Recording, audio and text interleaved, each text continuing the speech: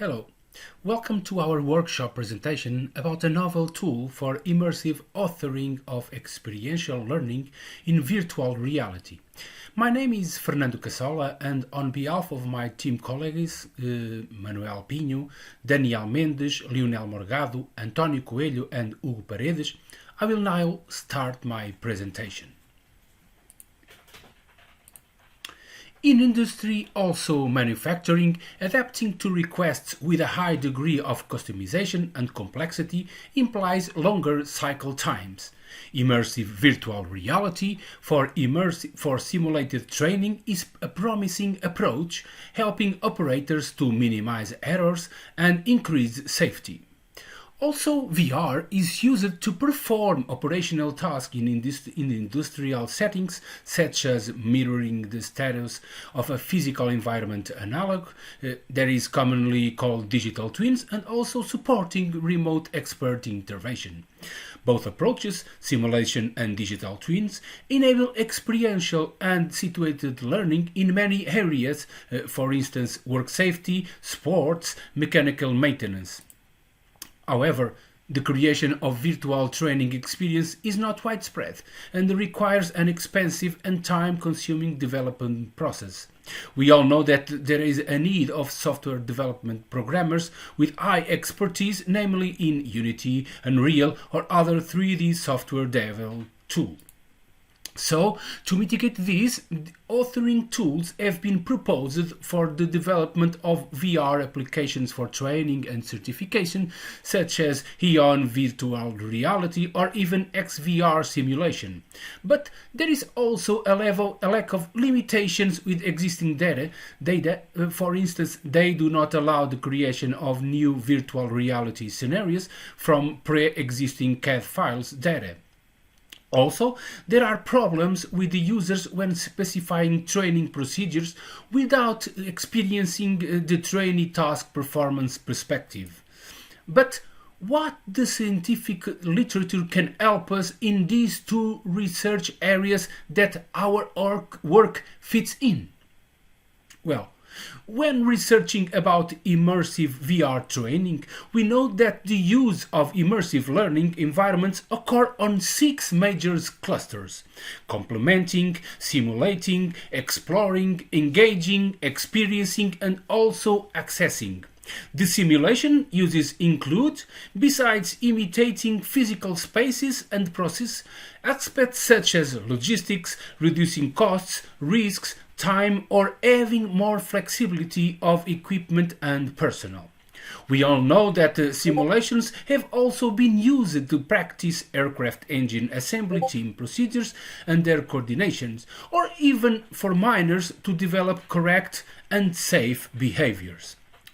On the other hand, regarding the virtual choreographies, the literature defines that virtual choreographies are sets of actions performed by human or non-human elements of a scene, either prescribed or recorded, including their contextual goals and eventual restrictions. We all know that there are several contexts needed to use virtual systems based on multi-user behaviors, incorporating choreographed scenarios where users interact with the environment collaboratively. For instance, mechanical maintenance of airplanes, factory assembly simulation, or even disaster training. The matching of virtual choreographies according to purpose and context requires to be specified in a platform-independent way, considering the knowledge domain semantics rather than those of the technological platform. Thus, independent choreographies associated with a platform become a concert only for their visual reproduction. In concrete, in this work, we use them to generate interaction models for trainees and track relevant trainees' actions for certification. And now, what is our proposal? Well, we develop an immersive authoring tool in VR for trainees to create immersive training courses. The training's actions in the virtual environment are demonstrated by the trainer directly, and contextual information is appended automatically. The tool was designed as a generic approach for demonstrating training procedures on engineering components and is currently being applied to the training of maintenance procedures on wind turbines. Here we can see the system architecture, the actions for creating the training procedure, training, and even the training carried out with the immersive environment described in the following slides are converted into virtual choreographies. So, when the user is performing a specific procedure, actions are generated within the virtual environment. Each action and the corresponding object are sent through a RESTful API to the virtual choreography server that keeps each one. The server engine seeks to find in the behavior dictionary a sequence of actions that is coincident.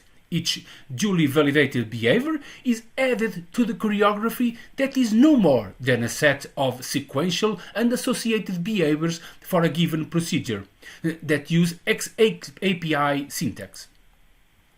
Regarding the course structure that corresponds to static information, the user interface provides different types of information in the VR environment and allows the trainer, using a virtual keyboard, to create and edit courses under structure, models, procedure, and step of each procedure.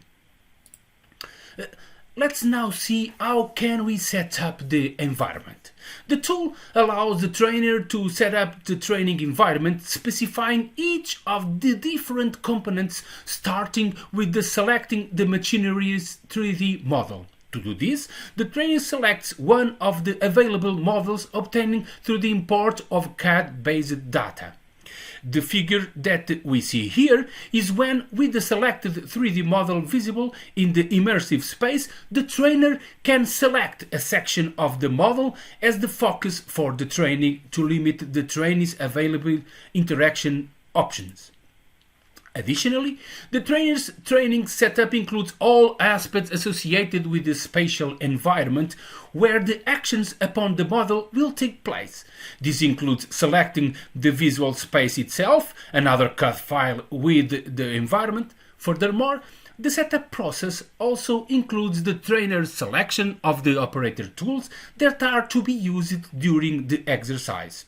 The final setup aspects are the trainee starting position and the 3D model location upon the chosen environment, and even the starting point for trainee's position.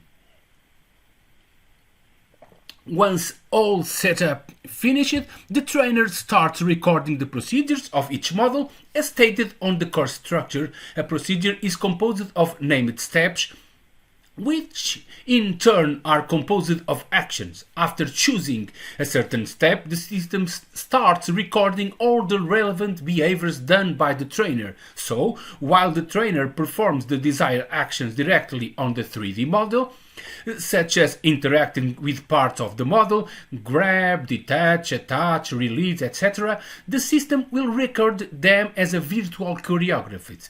This choreography of actions becomes associated with that step, and each recorded action is represented by a sphere displayed alongside the hand controller for visualizing, tracking, and feedback of the recording status, as seen in the right bottom image.